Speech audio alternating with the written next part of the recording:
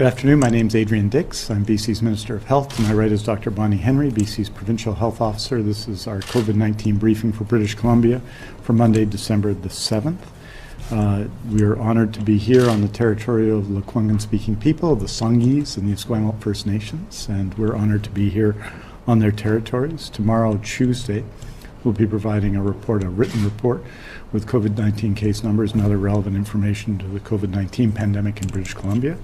And now, it's my honor to introduce Dr. Bonnie Henry.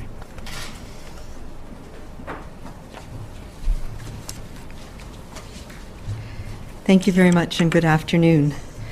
So today we're reporting our weekend numbers. So the first reporting period from Friday to Saturday, we had 647 additional COVID-19 cases in British Columbia. From Saturday to Sunday, 726 cases were diagnosed, and from Sunday to today, an additional 647 people were diagnosed with COVID-19. That brings our total for the last 3 days to 2,020 new cases, 10 of whom were epidemiologically linked, bringing our total in British Columbia to 38,152 people who've been diagnosed with COVID-19.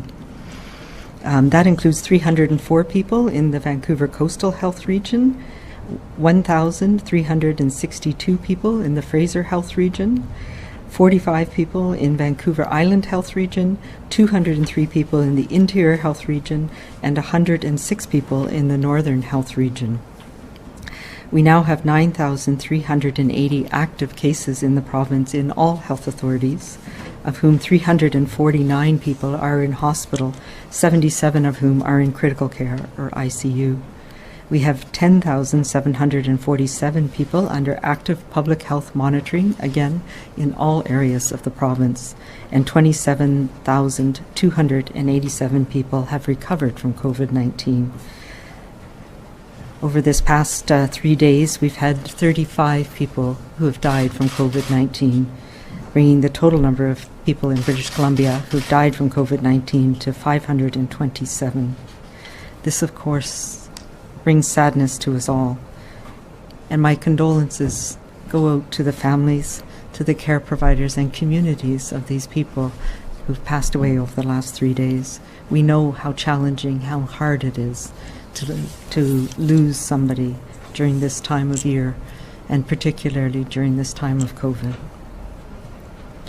We have 6 new healthcare facility outbreaks in a variety of places around the province, including the Bradley Centre, Chilliwack Lifestyles, Crofton Manor, Lakeshore Care Centre, McKinney Place, and Village by the Station in Interior Health.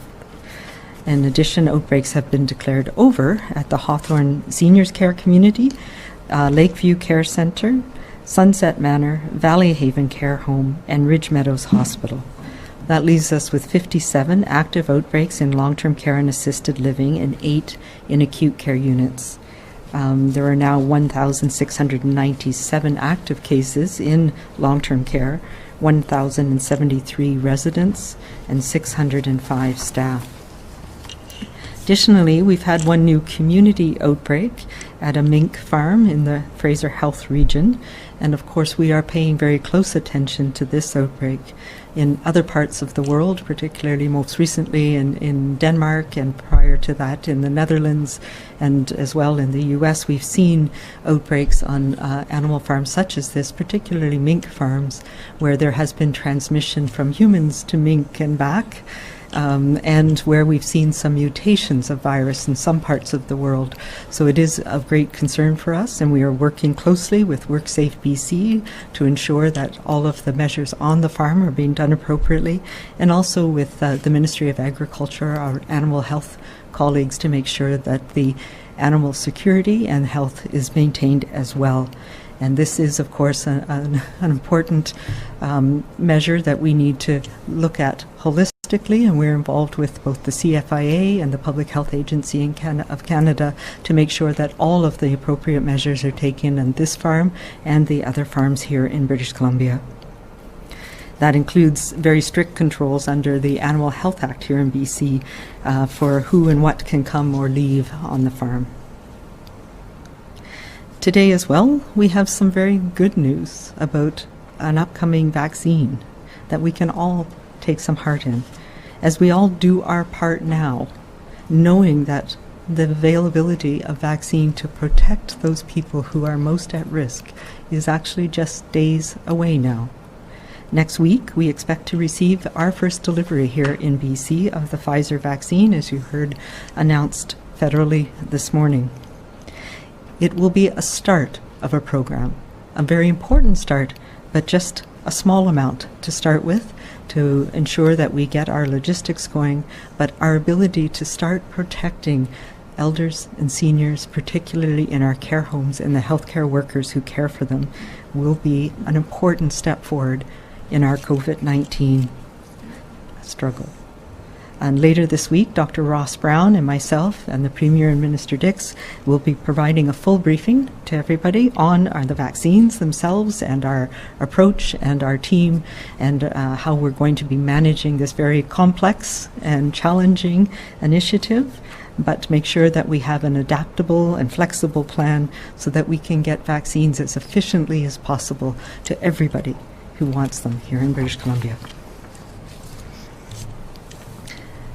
All right, I'm going to start today. While we can all celebrate this encouraging news about vaccines, we can't lose sight of the fact that we continue to have very high levels of transmission and community spread here in British Columbia. And hundreds of people, as you know, remain in hospital, and as we've seen this weekend alone, tragically, far too many people in BC have died from this virus, and many more are at risk right now. I want to share a couple of slides to provide an update on where we are and how we are progressing. What this one shows is by health authority region, the cases that we're having, so the number of people diagnosed with COVID-19 per million population. And this is, this is something that helps us understand how we're progressing over time. The rate of increase, as you can see, has been steep across the province, but most pronounced in the Fraser Health and Vancouver Health region. And very recently, particularly in the last few days, we have starting to see a leveling off. This shows that what we are doing, the measures we have put in place, are starting to have an effect and starting to work. This means that what you are doing every day is making a difference. But we are not yet through this storm, and we cannot let up now. All around us, in every community, the virus continues to circulate, and we are seeing increasing rates in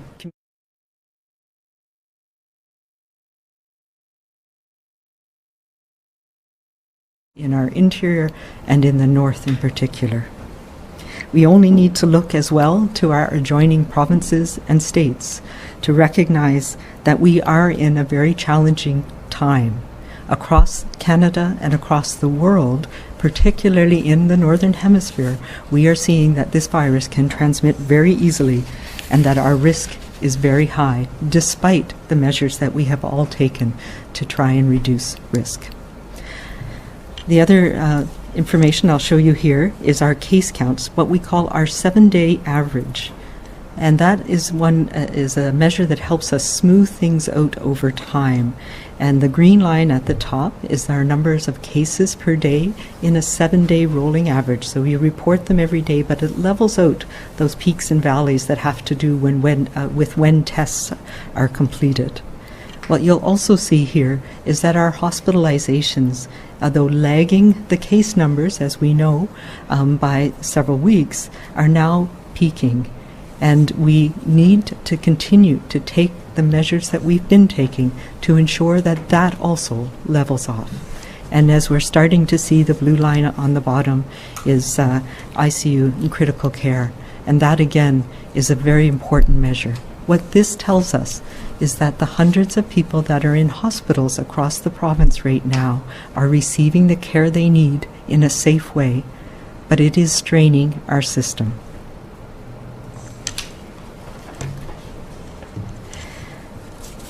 As you know, the orders that we've had in place have been to reduce our in-person social interactions as much as possible, because we know that this virus transmits, particularly now at this time of year, and particularly when we're in close contact inside, and it transmits to those people we are closest with.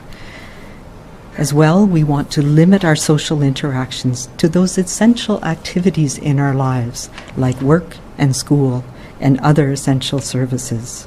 Non-essential social interactions, so things outside of work and school, where we had some leeway in the summer when we had lower rates and lower transmission, we now need to pull back from.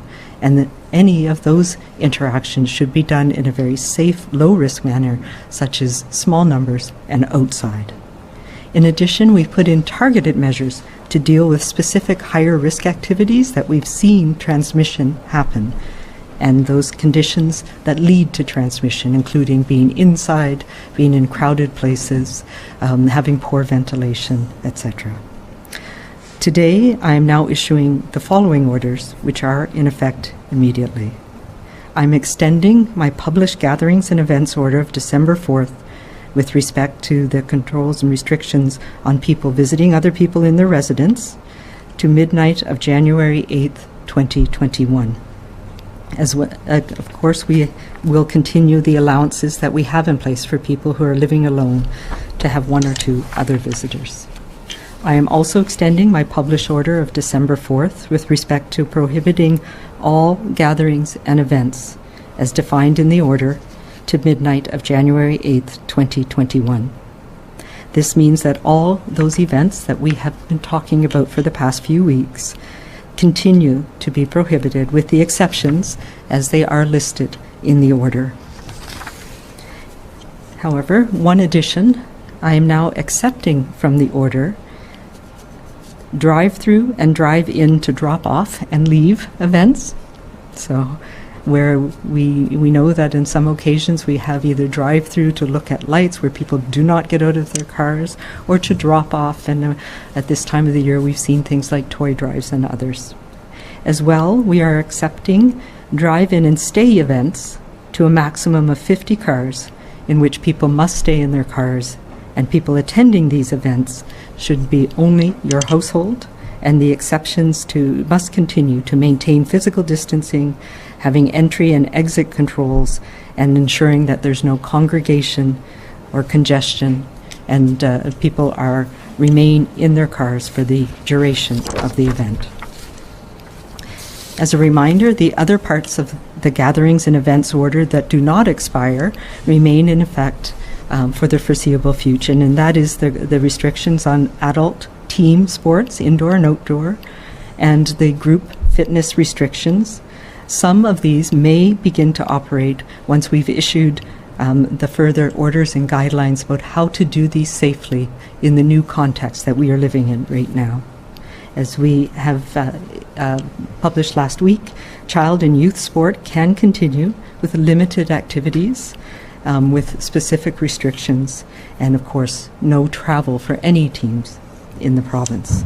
As well, work-safe safety requirements that we outlined in the past weeks must continue, and these include reviewing and updating of COVID-19 safety plans in all workplaces, daily health checks, and encouragement that whenever feasible, workers work from home.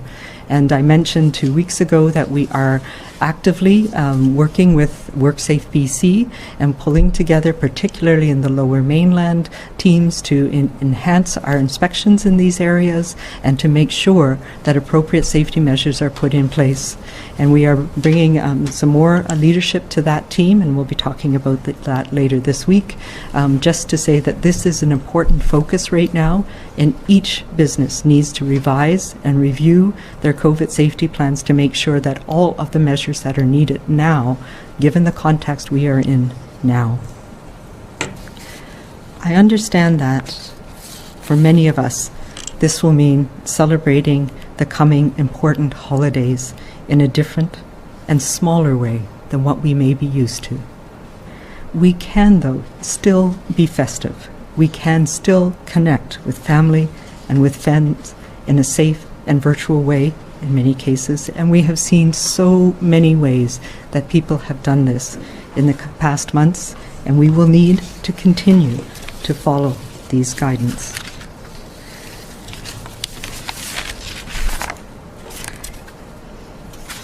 As hard as this may be, let's remember that the sacrifices we make now will protect our loved ones and countless others throughout the province, and will keep our strained healthcare system open and functioning for all of us. We just need to look at the data I presented today to see the evidence that our efforts and our sacrifices are making a difference, and we can't let that go now, particularly when we know that things like vaccines are so close and that we will save lives by taking these measures and by staying small and staying local over the next few weeks, and will help ease the pressure as we go into the year ahead. We cannot afford to have a rebound and have increased numbers of people being sick and ending up in hospital in the next few weeks. We need to hold the line and continue to bend our curve. And I want to thank all of you out there throughout the province who are continuing to do your part, because it is making a difference. We need to continue to use all our COVID safety strategies. Staying small saves lives. Staying close to home saves lives. And these are our family, our friends, our community, our lives that we are saving. We're now, more than ever, we must stick to this, and we must support each other and be caring to each other and be kind to each other, be calm and be safe. Thank you.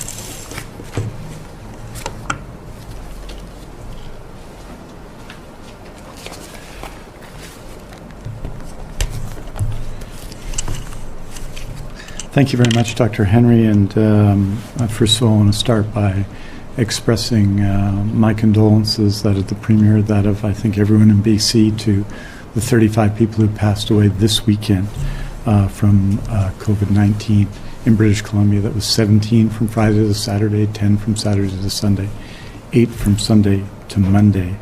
23 of them lived in Fraser Health, and 2 in Interior Health, and 1 on Vancouver Island, and 9 in Vancouver Coastal Health. This is, and certainly given the orders that we're working under right now, the real challenges of those orders, a very difficult time to grieve, and we want everyone to know, all those families to know, all their friends, all their caregivers, that we see their loss and see their pain and are with them at this difficult time.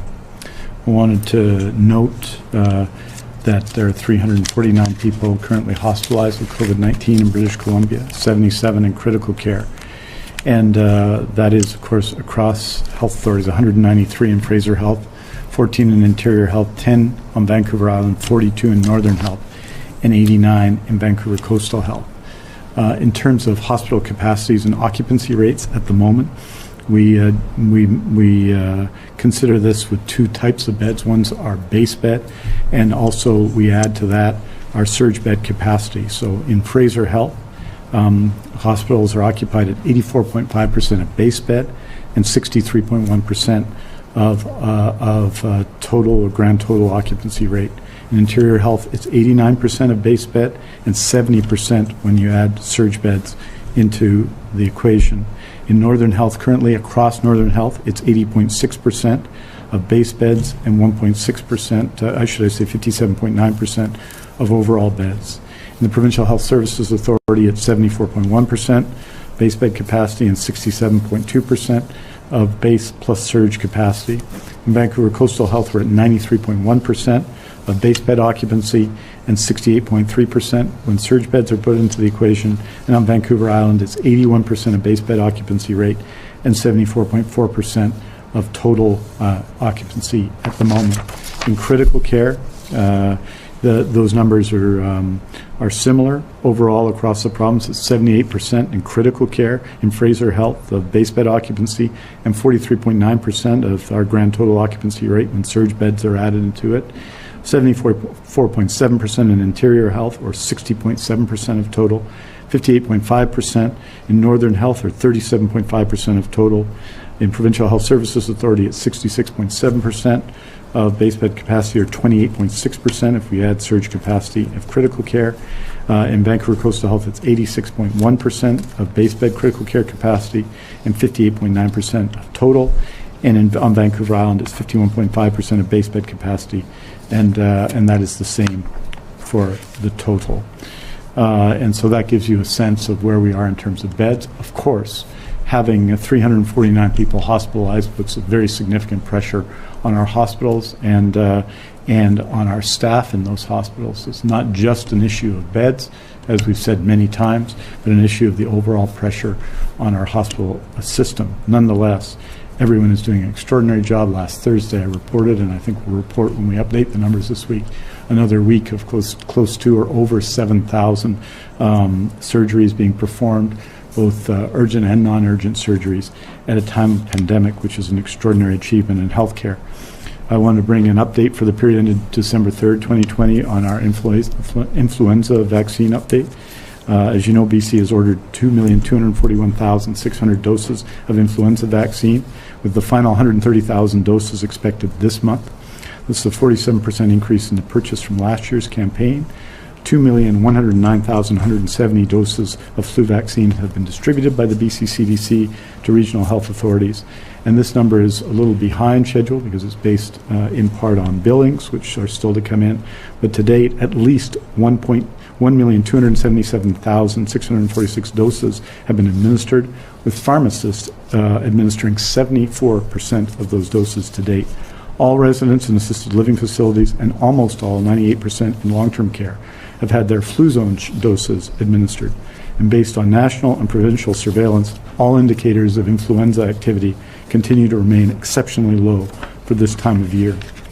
Every Monday we update you on Ppe Sourcing, and just wanted you probably have the numbers in previous weeks. This most recent week, last week, since our November 30th update, we had 75,801 N95 or equivalent respirators, 680,500 surgical or procedure masks, 184,656 pieces of eye protection, 87,904,000 pairs of gloves, and 1,738,000 gowns. BC has had PPE for healthcare workers when they need it, where they need it throughout the pandemic response. As you know, it was very challenging in the early days. Long-term care and assisted living providers, including private and independent ones, are provided access to BC's supply chain. This ensures safe and adequate supply when traditional PPE vendors are still not entirely meeting needs. Insured supply for PPE for surgical renewal and increases in health services started in May when the surgical renewal plan was restarted. PPE is now being delivered to GPs, MPs, etc. in 3-month allocations, direct and free access through a portal to ensure safe provision of in-person care as required. And we've of course established dramatically increased warehouse space for PPE. And just to put this in context, we updated people in July as to the cost of PPE. And just to say what the pre-COVID pricing was, for example, for N95 respirators or equivalent, the average unit price pre-COVID was 62 cents. COVID peak pricing, which was in April to June, was $5 to $9.24 a piece. In July, it was down to $3.19 to $6.80 a piece. And the most recent market data has the average unit price from $1.50 to $9.25 a piece. So it was 6 to 10 times the original price in British Columbia at that time. For surgical or procedure masks, we went from 15 cents, an average unit price pre-COVID pricing, to peak pricing between 46 cents per and to $1.25 per a piece. By July 2020, that was 20 cents to 65 cents a piece, and now it's approximately the same. In 2019-20, BC spent approximately $62.5 million on PPE. For 2020-2021, and obviously that year will end next March, we are forecasting spending over $400 million on PPE for the health system and stockpile. And finally, just make one further note. and this is connected to the ongoing work that Dr. Henry, the Premier, that I, and many other people have done with faith communities. I want to announce that we've retained Robert Dahm, a well-known and deeply respected Jewish scholar and facilitator, to conduct a series of discussions with faith leaders. I'll participate as available to assist in this very challenging period for faith communities and for them to inform us in our efforts. We very much appreciate Mr. Dahn's participation, and we look forward to people across faiths and across denominations to take part in this effort. As Dr. Henry has said, the orders are being significantly extended to well into January, to January the 8th at midnight. The orders with respect to events and gatherings, both in home and in the community. And that, of course, is going to make this a very different December, in early January, a very different holiday period. And I think that we just have to acknowledge for a moment the loss that is for lots of people. I think many, many people have, beyond issues of faith, with Hanukkah and Christmas and other holidays, that people have both a sense of faith and a sense of ritual around the season of the year, of celebration and of coming together of peoples. And this year, that will not be possible in the same way. But that doesn't mean that we won't be able to celebrate. We just have to create new and special memories and even perhaps build some new traditions. The orders are going to test us. They need our attention and require our action.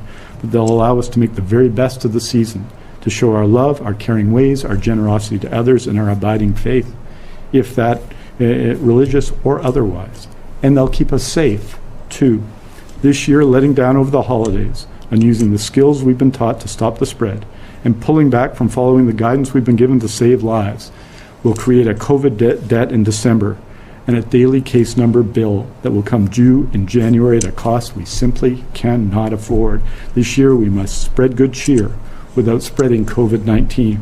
This year, home for the holidays means staying home for the holidays to stop the spread and keep everyone safe. This year, no matter how we celebrate the holidays, the most precious gift to give is safety and good health, so that all of us can see in the new year with hope and anticipation, our foundations secured and our spirits renewed. Aujourd'hui, nous faisons le point sur le nombre de nouveaux cas pour 3 périodes de référence de 24 heures chacune, soit celle des 4 et 5 décembre, celle des 5 et 6 décembre et celle du 6 jusqu'au 7 décembre en mi-journée. Pour la première période de référence, qui s'étend jusqu'au 5 décembre, nous avons eu 647 nouveaux cas. Pour la deuxième période de référence, qui s'étend jusqu'au 6 décembre, nous avons eu 726 nouveaux cas. Au cours des dernières 24 heures, 647 nouveaux cas se sont ajoutés. Parmi l'ensemble des cas confirmés de COVID-19, 349 personnes sont hospitalisées, dont 77 en soins intensifs. Thank you very much. Merci beaucoup. We're happy to take your questions. Thank you, Minister. As a reminder to everybody on the phone, please press star 1 to enter the queue. You are limited to one question and one follow-up only. I would also ask that you please take your phones off mute. You will not be audible until your name is called. First question today is from Marcella Bernardo, News 1130. Thanks, Lindsay. Dr. Henry, just looking at the orders that you put out, if you could explain, with all the exposure numbers that we've had now across BC at schools, what was the reasoning behind not deciding to close schools early for winter break? Yeah, so as you know, we have a lot of exposures, and we've been following very closely what's going on in schools. And those exposures still reflect and continue to reflect transmission in our communities. But we are not having large numbers of transmission events in schools. Those are very small, very few. We've had few outbreaks in schools, but they've been limited in numbers. So schools really are a safe place and an important place for educators and for our students. So we did have discussions, and I talked about that earlier on, whether there was a rationale for closing schools early, extending breaks, and we discussed this with many stakeholders, and we've decided and made the decision that the downsides of it would be far greater than the safety and the protection of the education and the interaction that's needed in the schools. Do you have a follow-up, Marcella? It is actually involving something else for Health Minister Adrian Dix that one of my colleagues was hoping to ask you about. It's regarding an application that was sent to your office today seeking regulation of counselors and therapists from FACT-BC, the Federation of Associations for Counseling and Therapists. They want the reform to fall in line that you've ordered over the summer. They want that to fall in line with other regulatory reforms. So what are your thoughts on implementing this and hopes of expediting this process? Well, as you know, in the past year, we've been involved in a major reform of health professional colleges in BC. One of the outcomes of that reform is the reduction of the number of colleges, a significant reduction of that number, and the raising of the standard of regulation. Those reforms, which were, as you'll recall, developed by myself on a committee and a unanimous report with the then Liberal health critic Norm Letnick and the then Green Party health critic Sonia Furstenau, will do just that. They'll also make it easier over time for new professions to potentially become regulated should they meet the standard. And so I understand that this is a day of advocacy for people who support the efforts of FACT-BC, and that they've been advocating for some time. There are other professions in those circumstances, and we'll be working with those professions as well. It's our expectation, working together with all parties in the legislature, that the very significant reforms, I think the most significant reforms ever done of health professional colleges in Canada, will be put in place in the spring, and the positive effects for the public in terms of transparency, a raising of standards, and a reduction in the overall number of colleges will have a very positive effect, including for professions who are seeking right now professional recognition. Next question is from Shannon Patterson, CTV. Oh, hi, Dr. Henry. Just confirming, you are saying no Christmas dinner with anyone outside of your household, no eating at restaurants with anyone outside your household till January 8th, no travel anywhere outside your community all through the holiday season. If that's what you're saying, is that realistic? Do you think British Columbians will be on board with basically being locked down for Christmas? This is not a lockdown, clearly, but yes, these are the restrictions that we've had in place, and it's making a difference. So this is what we need to do for each other, for our families, for our system here in BC, for the health system. This is a challenging time, I know that. And we have some provisions in there for other services that are provided, but what we're talking about is social gatherings.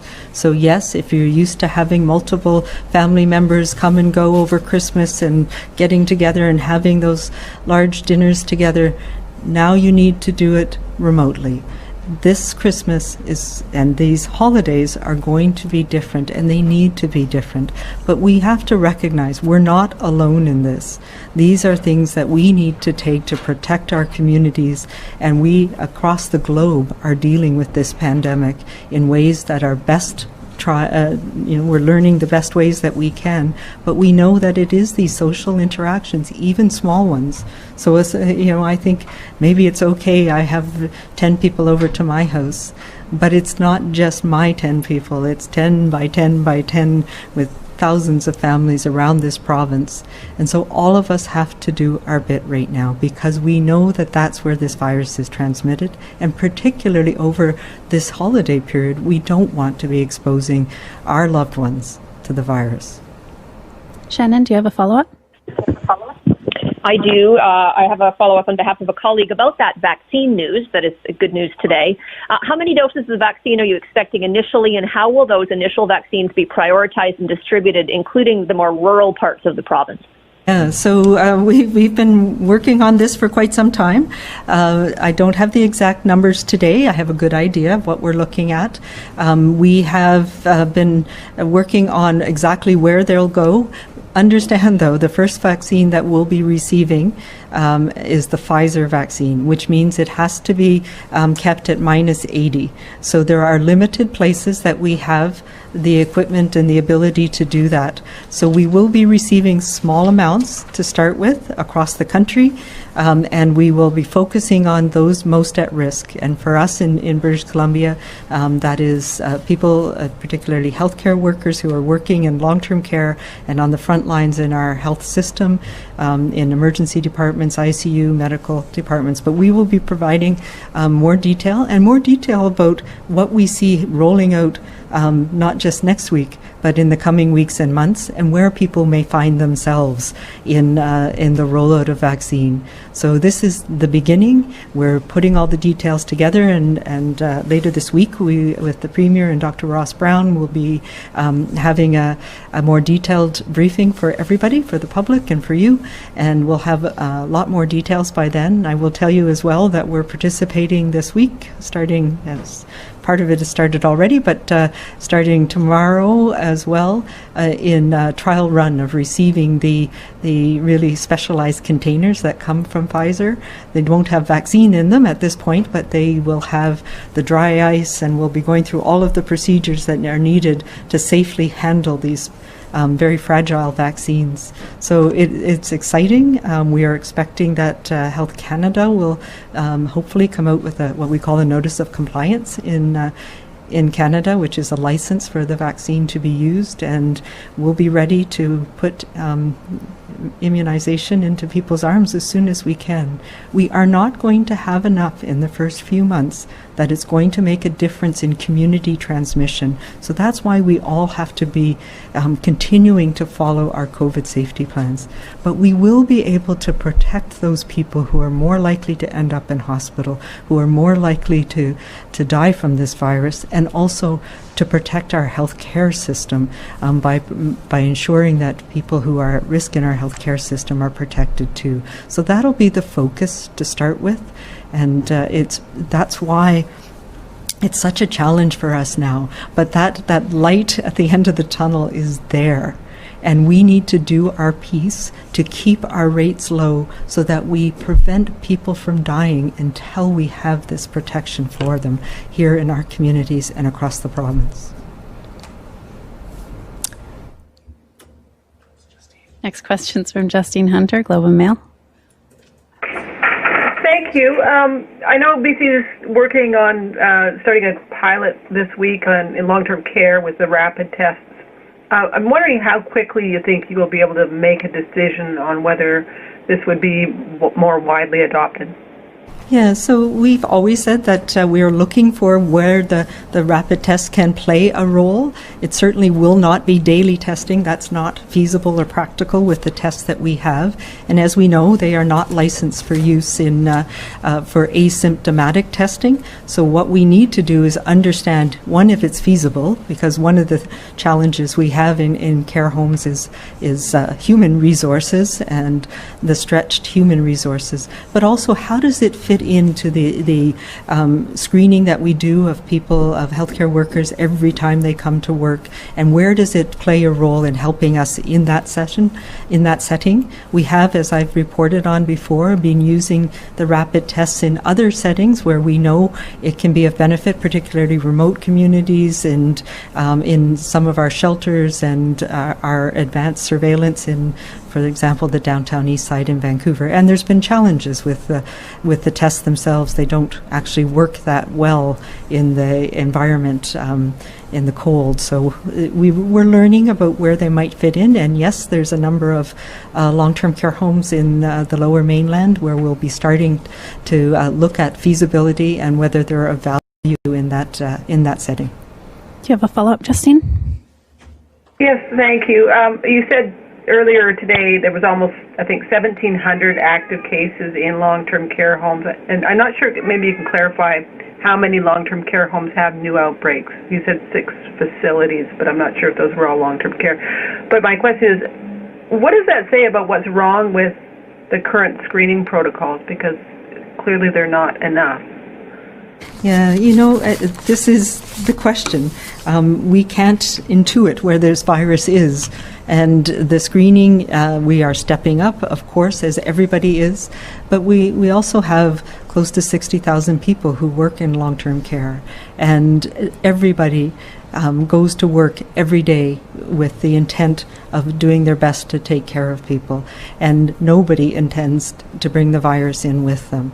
It is so challenging this time of year when the virus is spreading so rapidly, and we're seeing that around the world and around the country. So yes, screening is a huge part of it, making sure that people are able to stay away if they're not feeling well, making sure we're able to test people rapidly, and we have a good response to that now. But despite our best efforts, yes, the virus does get in, and that's where we need to make sure that we're trying to detect it as quickly as possible, and it's becoming more and more challenging. And this time of year, we've seen this not just in care homes, but in other communal living settings, in farms, in workplaces, in the measures that we've put in place for gyms and settings where we could do things even a few weeks ago or months ago. The virus is transmitting very easily, and sometimes we don't recognize it. So we are looking at everything that we can do to try and protect care homes, and this is where vaccine is going to be so helpful, because we're able to protect those people who are working in care homes to start with, and residents themselves. And that is the focus of the first few months and weeks of the vaccine program. Richard Zussman, Global News. Dr. Henry, I'm sure you've seen again over the weekend, churches were open in some areas, and seemingly they are saying they are willing to keep accepting the fines to continue to operate. Has there been any consideration given to work with the public safety minister to increase fines for repeat offenders, or to increase those fines? And can you explain, have you provided any guidance, I guess, about fines for these anti-mask gatherings that are sort of guising as protests but could potentially lead to spread of the virus? Yeah, so the short answer around do I provide guidance on the fines? No, that is within the purview of the Public Safety Ministry, and they look at other factors as well. It is a challenge, and I know there are a few faith groups that are continuing to meet, and that concerns me. It concerns me because it is a misunderstanding of why we're trying to put these restrictions in place. And these restrictions are about recognizing there are situations where this virus is spreading very rapidly. And we have seen when we come together and congregate indoors in particular, those are settings where the virus is transmitted despite our best efforts, despite the measures that we have had in place for several months that were working for many months. We are now seeing that those are not enough right now. But I want to turn it around and talk about the vast majority of churches, synagogues, gurdwaras, temples, who have taken this to heart and are doing everything they can to protect their congregants, to make sure that people have access to the supports they need through it's going to be more and more important as we go through these important holiday periods to support people to be able to safely practice their faith. And we see more and more of that. We have had the privilege of meeting with faith leaders around the province, talking to them about this. And we look at global leaders around the world who have been giving this same message. This is a global pandemic. It means that we have to do whatever we need to do to keep our members of our congregation safe, members of our communities safe. And right now, we are at a very challenging and risky time. And this is the time where we all have to take a step back and look at how we can support each other in a way that doesn't put people at risk. Richard, yeah. The mask demonstrators, there's small numbers of people, and yes, it does increase one's outrage factor, especially when I know there are people who are working day and night in our healthcare system, caring for people with COVID, making sure that people are still getting their surgeries. It really, in some ways, is a slap in the face. And we also need, however, as I've said all along, to recognize that people have a right to peaceful demonstration, and that we, as long as it's outside and they're not putting others at risk, the risk of transmission of the virus is less. Although, as we know, this time of year, it is more dangerous than it was before. So I don't condone them, and I think the other thing we're seeing is that most people are, again, doing the right thing, recognizing that my wearing a mask protects the workers in the shop that I'm going to, and your wearing a mask protects everybody as well. Richard, do you have a follow-up? I do, and this is for a colleague in our sports department. He mentions the BC Hockey League has been holding practices. They haven't seen an outbreak or transmitted case of the virus. He's wondering if you can provide the rationale behind basically shutting down the league, because a majority of the players, or 48% of the players, are 19 and 20-year-olds, so they no longer can participate in sport. So can you explain sort of is that an unintended consequence of the measure around adult sport, and can you explain sort of why to make that decision that could have impacts on these sort of leagues? It was not unintended. It was a recognized risk, and we talked with Via Sport, we talked with the leagues, and really it is about the fact that these leagues travel, that we're seeing transmission, and we're seeing transmission in the U.S. and other sports teams as well. So we have been seeing transmission events happening, and right now it's just too risky. We don't want people traveling to interprovincially. We don't want people traveling to different communities. And so, yes, the intent was to reduce that risk right now and to have an extended break for the teams. And I know in many cases, I've heard in discussions with the league as well, it's about young people returning to their home communities and having a time with their families during this period. We know that around the country and around the globe, the competitive leagues have had a challenge this year, and everybody is having these challenges. So it is an unfortunate thing in some ways, but it's also the most important thing that we can do right now to make sure that we're protecting youth for the future. We have time for one more question. For everyone listening today, Dr. Henry and Minister Dix will release a statement this afternoon with the latest information on cases, hospitalizations, and outbreaks, which you can find at news.gov.bc.ca. For updated information about the province's restrictions, visit gov.bc.ca/regional restrictions. And for information about the province's new orders and pandemic supports, visit gov.bc.ca/COVID-19. Last question is from Marc-Antoine Boulanger, CBC Radio Canada. Hi, Dr. Henry. Can you elaborate a bit on why you decided to extend the orders all the way until January 8th, rather than just going ahead into another 2-week chunk? Were you perhaps concerned about people that would make Christmas plans? And maybe people that were also hoping the restrictions would be lifted, and that, so maybe you can comment on that and just maybe explain the rationale behind that timeline. Sure. Yes, it was partly that. So we've had a lot of discussions over the last 10 days, but particularly over the last few days with a number of my colleagues in particular in public health, but across a number of different sectors. And really looking at where we've been with our curve, what is happening, where we're seeing transmission still on the upswing, and understanding where the transmission events are happening. We recognize that we are seeing an impact of the orders, but it's not yet at a point where we can let off on some of the restrictions that we have in place. And very much, the next incubation period would take us to just a few days before the Christmas holiday. Hanukkah starts this week. So there are important events that are happening, and we want people to recognize that this is something we're going to need to stick with until into the new year.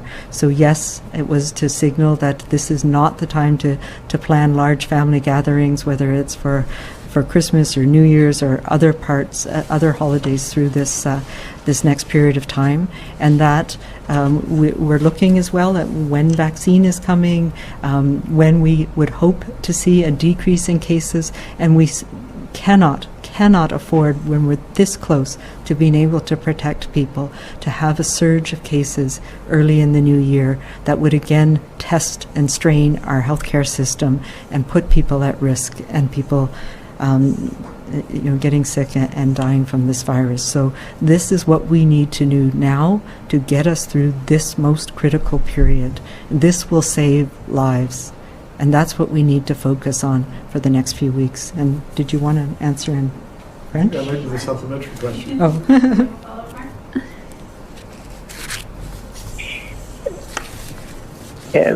Okay. So as a follow-up question, do you? I mean, we can suppose some people are already doing it, kind of gathering it, even if it's banned. So,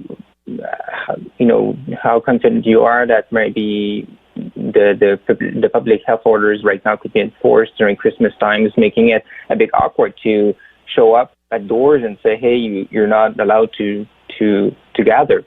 And then if we can get Minister Dix to just outline the new orders in French, please. Yeah, so the intent of the orders, as we've talked about for the last few weeks, is to reduce those social gatherings because we know that's where the virus has been transmitted. And the vast majority of people understand that, and it makes it very clear. It means that I can say without qualms, no, I'm sorry, I can't come. There are some people that don't understand it. I think about people in my life who maybe don't quite get it. So it is partly about making it okay to not have people over this year, to say let's try something different, let's try to support each other in a way that doesn't have those expectations of us having to come together, or us not having, but us coming together in a way that could put people at risk. So yes, you can say no to the party this year. You must say no to the party. You can say no to traveling, say no to having gatherings with people outside your household. And that is really important. And yes, we have had people fined who have had parties who've disobeyed this, but that is a deterrent that is only there to make sure that when people are being egregious, we have a way to address it. Because I think the vast majority of people in British Columbia who I hear from, who I talk to, understand that this is a most challenging and year that we have ever experienced, at least in my lifetime, and hopefully will ever be in my lifetime, and that we have to adapt, we have to be resilient, and we have to support each other with compassion, especially now.